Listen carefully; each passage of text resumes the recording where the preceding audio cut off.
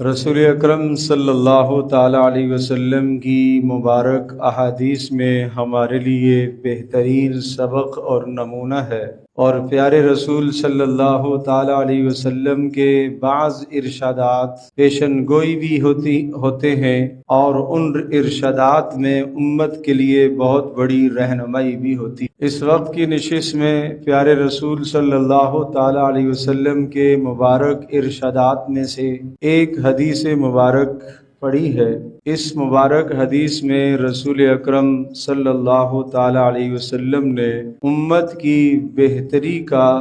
دار و مدار تین طبقوں کو قرار دیا۔ امت میں بہتری، امت میں خیریت، انفرادی اعتبار سے بھی، اجتماعی اعتبار سے بھی،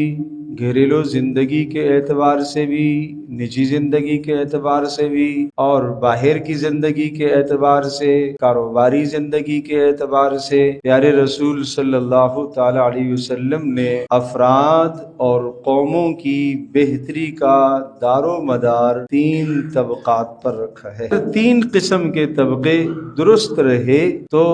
امت میں خیر برقرار رہے، اور اگر یہ تین قسم کے طبقے خراب ہو گئے اور ان میں فساد پیدا ہو گیا تو پھر امت میں خیر نہیں رہے۔ پیارے رسول صلی اللہ تعالی علیہ وسلم نے جو تین طبقے ذکر فرمائے ہیں، ان میں سب سے پہلا طبقہ ارباب اقتدار کا طبقہ ہے، حکمرانوں کا طبقہ ہے۔ مگر ارباب اقتدار سے اور حکمران سے مراد صرف قوم کا، ملک کا، صوبے کا اور علاقے کا وہی حکمران مراد نہیں ہے، بلکہ ہر صاحب اختیار مراد ہے۔ جس آدمی کے پاس جتنا بھی اختیار ہے، جس شخص کے پاس جتنا بھی اقتدار ہے، چاہے وہ 4 آدمیوں کے اوپر اختیار رکھتا ہے، چاہے وہ 400 کے اوپر اختیار رکھتا ہے، چاہے وہ 4000 یا 4 لاکھ یا 4 کروڑ کے اوپر اختیار رکھتا ہے، اگر وہ با اختیار آدمی درست ہو جائے تو اس کے ماتحت جتنے بھی لوگ ہیں ان لوگوں میں خیر برقرار رہے گی، اور اگر وہ صاحب اختیار کے اندر فساد آ جائے اور اس میں خرابی پیدا ہو جائے تو اس کی خرابی کے نتائج اور اس کی خرابی کے اثرات ماتحتوں پر ضرور پڑتے ہیں۔ اس لیے ہر آدمی اپنے گھر میں با اختیار تو ہے، اپنے گھر میں صاحب اختیار تو ہے، لہذا اپنے آپ کو درست کرے، اپنے گھر کو سدھارنے کے لیے، اپنے بچوں کو سدھارنے کے لیے، اپنے گھر کے ماحول کو بہتر کرنے کے لیے اپنے آپ کو آدمی درست۔ میں یہ بات اس لیے عرض کر رہا ہوں کہ ہماری پہنچ وہاں تک تو نہیں ہے کہ ملک کے حکمران ہم ٹھیک کر لیں، ارباب اقتدار، ارباب اختیار ہم ٹھیک کر لیں اور ان کے اندر درستگی لے آئیں، مگر ہم اپنے اندر تو بہتری لا سکتے۔ چنانچہ رسول اللہ صلی اللہ تعالی علیہ وسلم نے ارشاد فرمایا کہ اذا کان امراؤکم خیارکم، کہ جب تمہارے با اختیار لوگ اچھے ہوں گے، یعنی عدل کے ساتھ، انصاف کے ساتھ فیصلے کریں گے، ظلم اور زیادتی نہیں کریں گے، اپنے ماتحتوں کے ساتھ عدل کریں گے، اپنے ماتحتوں کے ساتھ انصاف کریں گے، مال کی بنیاد پر، قوم کی بنیاد پر، برادری کی بنیاد پر، کنبے کی بنیاد پر فیصلے نہیں کریں گے، بلکہ فیصلے اللہ کے حکم کے مطابق کریں گے۔ ان کے فیصلے اللہ کے حکم کے مطابق ہوں گے، اپنے گھر کے فیصلے اللہ کے حکم کے مطابق ہوں گے، اپنے کاروباری معاملات اور فیصلے اللہ کے حکم کے مطابق ہوں، اپنی نجی زندگی کے فیصلے اور اپنے باہر کی زندگی کے فیصلے سب کے سب اللہ کے حکموں کے مطابق ہو جائیں۔ فرمایا جب ارباب اقتدار ایسے ہو جائیں۔ نمبر 2، فرمایا جب مالدار لوگ، تمہارے مالدار لوگ، وَأَغْنِيَاؤُكُمْ سُمَحَاءَكُمْ، تمہارے اغنیاء مالدار لوگ وہ سخاوت والے ہوں، وہ غنی ہوں، دل سے غنی ہوں، دل سے سخاوت کرتے ہوں، معنی یہ کہ وہ اپنے مال کو، اپنے پیسے کو، اپنی جمع پونجی کو سمیٹ کر صرف اپنے لیے نہ صرف کرتے ہو، صرف اپنے پیٹ کی فکر نہ کرتے ہو، بلکہ دولت اور معاشی نظام اتنا مستحکم ہو کہ پیسے کی برابری ہو، وہ اپنے مالوں سے زکوٰۃ ادا کر رہے ہوں، اپنے مالوں سے صدقات نکال رہے ہوں،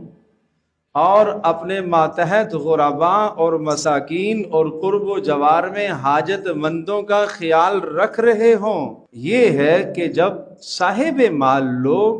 سخی ہوں، صاحب مال لوگ خرچ کرنے کا جذبہ رکھتے ہوں، صاحب مال لوگ دوسروں کا درد رکھتے ہوں، صاحب مال لوگوں کے دلوں میں دوسروں کی ہمدردی اور خیرخواہی ہو۔ اور نمبر 3 ارشاد فرمایا وَأُمُورُكُمْ شُورَىٰ بَيْنَكُمْ، تمہارے معاملات باہمی مشاورت سے طے ہوتے ہوں۔ معنی یہ کہ سارے کے سارے معاملات صرف فرد واحد کے حکم کے مطابق نہ چلتے ہوں، بلکہ گھر کے معاملات بھی، نجی زندگی کے معاملات بھی، کاروباری زندگی کے معاملات بھی، باہر کی زندگی کے معاملات بھی وہ مشاورت سے ہوں۔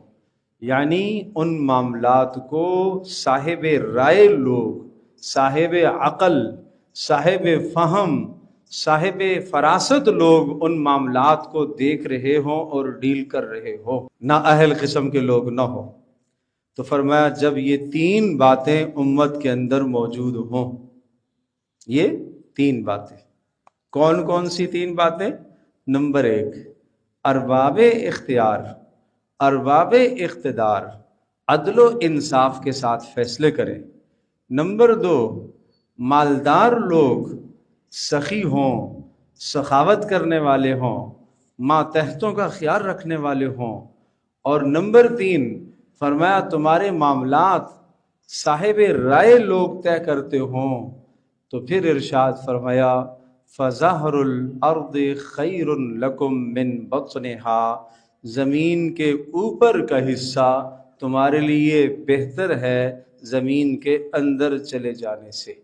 یعنی اشارہ کیا ہے کہ تمہارا جینا، زندہ رہنا اس میں خیر ہے، تمہارے زندہ رہنے میں خیر ہے، تمہارے سے خیریں وجود میں آئیں گی، تمہارے سے خیریں پھیلیں گی، تم سے لوگوں کو نفع پہنچے گا، اور ہر خاص اور عام سے لوگوں کو فائدہ پہنچے گا۔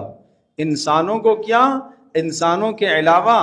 دیگر مخلوقات کو بھی خیر پہنچے گی، اور زمین میں عدل و انصاف قائم رہے گا، اور زمین میں اللہ تبارک تعالیٰ کے حکم کے مطابق فیصلے ہوتے رہیں گے، اور زمین میں فسادات نہیں ہوں گے، گویا کہ زمین میں عدل و انصاف قائم ہوگا۔ فرمایا جب یہ 3 باتیں امت کے اندر آ جائیں تو زمین کے اوپر والا حصہ نیچے چلے جانے سے زیادہ بہتر ہے۔ یعنی ان کا زندہ رہنا، ان کا جینا انسانیت کے لیے خیر ہے، امت کے لیے خیر ہے، سب کے لیے باعث خیر ہے، باعث فلاح۔ مگر جب یہ تینوں حالات بدل جائے، جب یہ تینوں حالات بدل جائیں، اور رسول اللہ صلی اللہ تعالیٰ علیہ وسلم نے ارشاد فرمایا کہ وَإِذَا كَانَ أُمَرَاؤُكُمْ شِرَارَكُمْ، تمہارے با اختیار لوگ، ارباب اقتدار لوگ، جن کے ہاتھوں میں ملک کا اقتدار ہے، جن کے ہاتھوں میں قوم کا اقتدار ہے، اور جن کے ہاتھوں میں گھروں کا اقتدار ہے،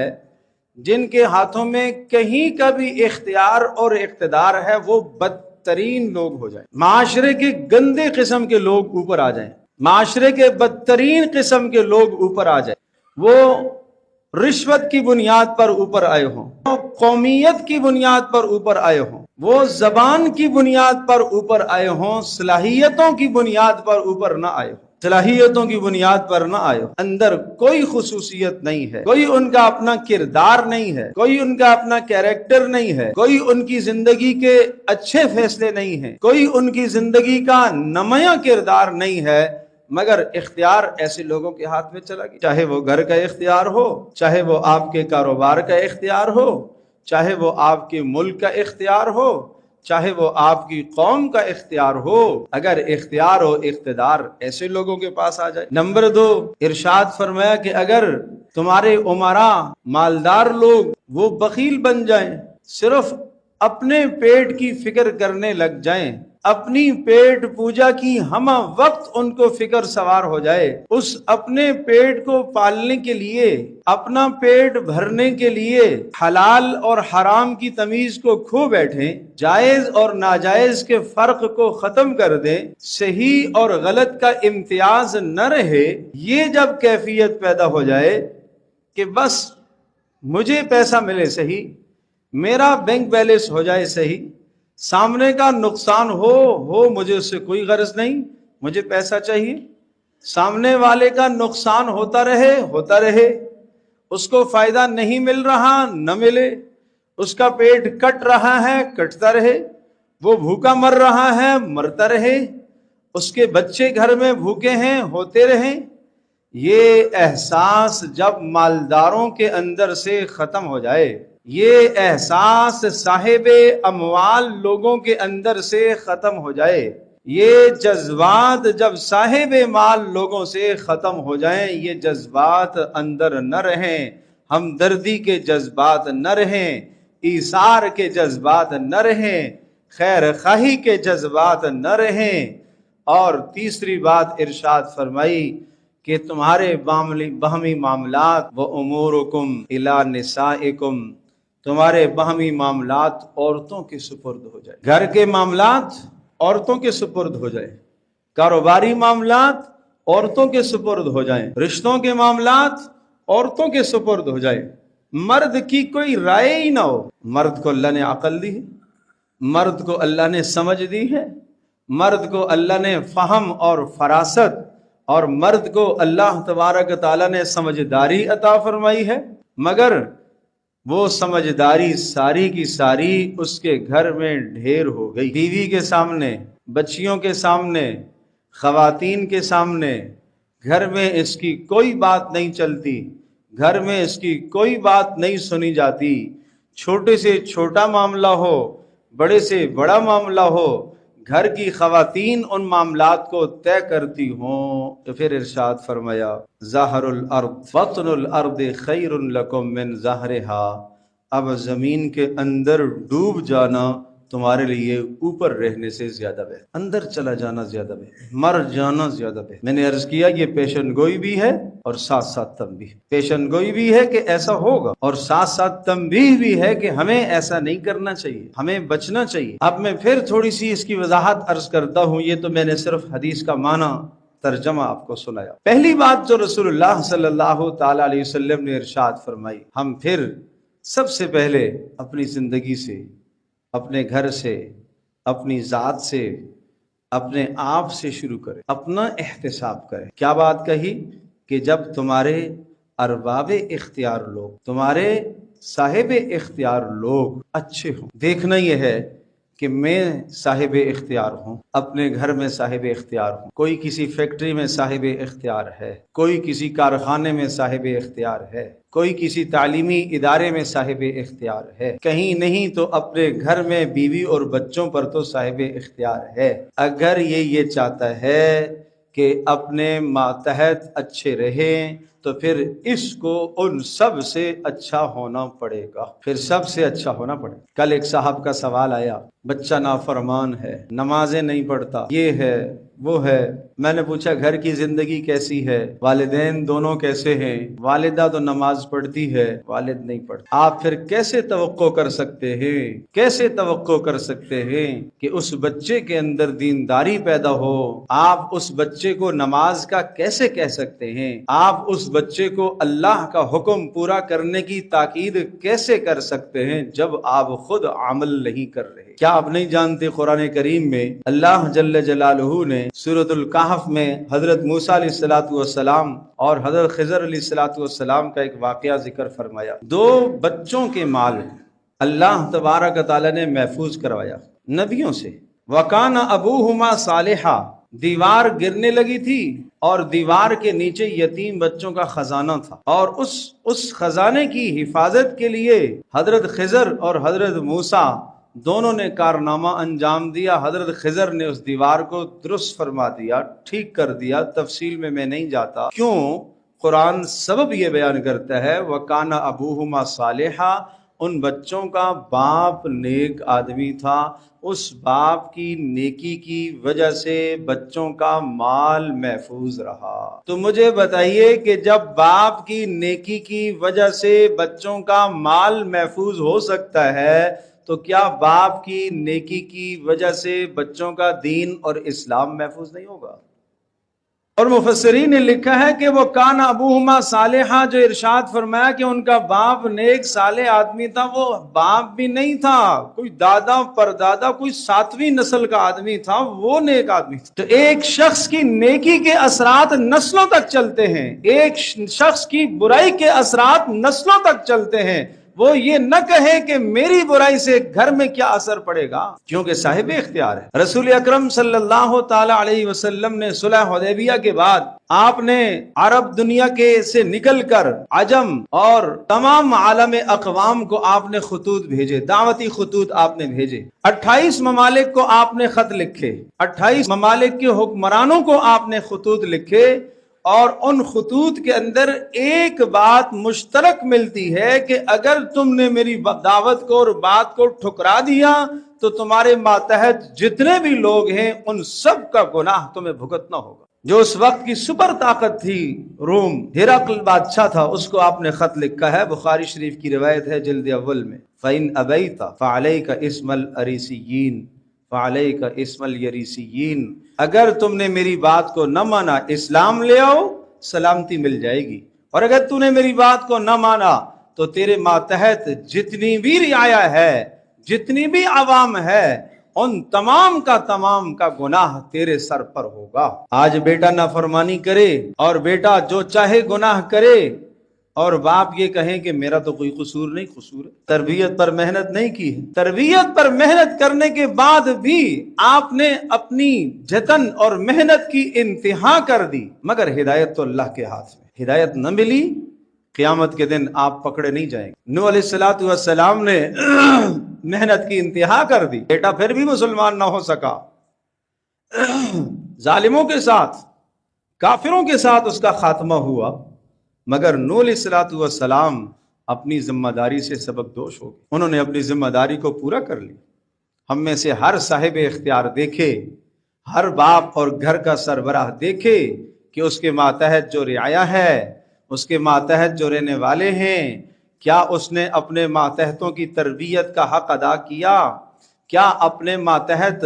اپنے بچوں اور اپنے ماتحتوں کو درست کرنے کے لیے خود کو ٹھیک کیا؟ خود کو ٹھیک کرنا پڑے گا، خود کو صحیح کرنا پڑے گا، خود جھوٹ چھوڑنا پڑے گا، خود فراڈ چھوڑنے پڑے گی، خود نماز کا پابند بننا پڑے گا، خود سود چھوڑنا پڑے گا، خود ہر برائی کو ترک کرنا پڑے گا، تب آپ کے اثرات آپ کی نسلوں پر منتقل ہو، یہ خیر کے اثرات آپ کے گھر میں منتقل ہوں گے۔ ورنہ آپ زبان سے کہتے رہیے، جب تک آپ کا عمل نہیں ہوگا اس وقت تک آپ کے گھر میں انقلاب نہیں آ سکتا، آپ کے ماتحت تحریک نہیں پیدا ہو سکتی، آپ کے گھر کے اندر زندگی نہیں بدل سکتی، آپ کے اولاد کی زندگی نہیں بدل سکتی جب تک آپ اپنی زندگی کو نہیں بدلیں گے۔ اس لیے سب سے پہلی بات یہ ارشاد فرمائی کہ جب تمہارے با اختیار لوگ اور باب اختیار لوگ اچھے ہوں، تو میں عرض یہ کر رہا ہوں، آئیے ہم دیکھتے ہیں کہ کیا ہم اچھے ہیں کہ نہیں۔ ہم اپنا احتساب کریں۔ ہر آدمی اپنے گھر میں با اختیار ہے، کتنی محنت کرتا ہے گناہ سے روکنے کے لیے، نیکی پر قائم کرنے کے لیے، صرف جمعے کا خطبہ سن لینا، صرف جمعے کا خطبہ سنا دینا، صرف تبلیغی جماعت کا گھر کے اندر گشت کے لیے آ جانا اور پھر ہمارا بیان میں شریک ہو جانا، اتنا ہمارے لیے اور ہماری اولادوں کے لیے کافی نہیں۔ ہر شخص کی محنت، ہر شخص جس طرح سے اپنے بچوں کے بارے میں حساس ہے، سردی کے لباس، گرمی کا لباس، سردی سے بچانا، گرمی سے بچانا، ہر شخص اپنی ذمہ داری سمجھتا ہے، جہنم کی گرمی سے بچانا بھی ہر شخص کی ذمہ داری ہے۔ قو انفسکم و اہلیکم نارا، قو انفسکم و اہلیکم، اے ایمان والو اپنے آپ کو اور اپنے گھر والوں کو جہنم کی آگ سے بچا لو، جس کا ایندھن پتھر اور انسان ہوں گے، جس پر تیز اور تند اور سخت قسم کے ملائکہ مسلط ہوں گے۔ لا یعصون اللہ ما امرہم ویفعلون ما یؤمرون، وہ اللہ کی نافرمانی ایک لمحے بھی نہیں کریں گے، جو اللہ کی طرف سے حکم ہوگا اس حکم کو پورا کرنے کے وہ پابند ہوں گے، وہ سزا دینے کے پابند ہوں گے، ان کو کسی پر ترس اور رحم نہیں آئے گا۔ اس لیے ارشاد فرمایا کہ جب تمہارے ارباب اختیار با اختیار لوگ اچھے ہوں، دوسری بات ارشاد فرمائی کہ جب تمہارے مالدار لوگ سخی ہوں، مالدار لوگ سخی ہوں۔ سخاوت کا تعلق دل سے، سخاوت کا تعلق مال سے نہیں ہے۔ پیارے رسول صلی اللہ تعالی علیہ وسلم کے متعلق میرا، آپ کا، سب کا ایمان ہے، کان رسول اللہ صلی اللہ علیہ وسلم اجود الناس، آپ لوگوں میں سب سے زیادہ سخی تھے، مگر آپ لوگوں میں سب سے زیادہ مالدار نہیں تھے، سخی تو تھے۔ سخاوت کا کیا کہنا، سخاوت کا کیا کہنا، محمد رسول اللہ صلی اللہ تعالی علیہ وسلم کی سخاوت ایسی ہے، اس طرح سے حضرت عائشہ رضی اللہ تعالی عنہا آپ کی سخاوت کو بیان فرماتی ہیں، ایسی سخاوت تھی جس طرح سے ایک ہوا چلتی ہے صبح، بعد صباح صبح کی ہوا جب چلتی ہے اور اس ہوا سے ہر شخص لطف اندوز ہوتا ہے، ہر شخص اس ہوا سے فائدہ حاصل کرتا ہے، مسلمان بھی، کافر بھی، انسان بھی، حیوان بھی، اور پرندے بھی، ہر شے اس ہوا سے مستفید ہوتی ہے۔ اس طرح سے محمد رسول اللہ صلی اللہ علیہ وسلم کی سخاوت سے ہر شے استفادہ کرتی تھی، ہر شے مستفید ہوتی تھی۔ آپ اجود الناس تھے، سب سے زیادہ سخی تھے۔ کیوں؟ سخاوت کا تعلق دل سے ہے۔ دل میں ہمدردی پیدا کرو، دل میں احساس پیدا کرو۔